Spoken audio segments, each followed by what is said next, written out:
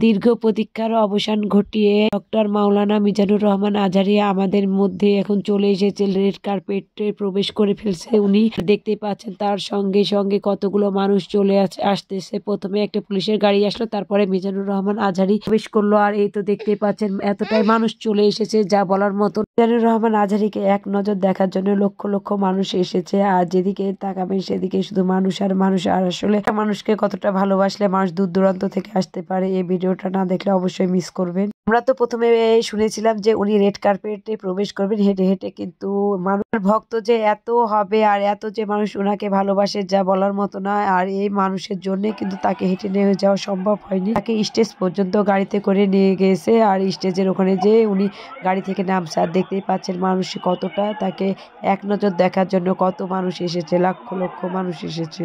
এটা প্যান্ডেলে ছিল লক্ষ লক্ষ মানুষ, ছেলে মেয়ে উভয় ছিল।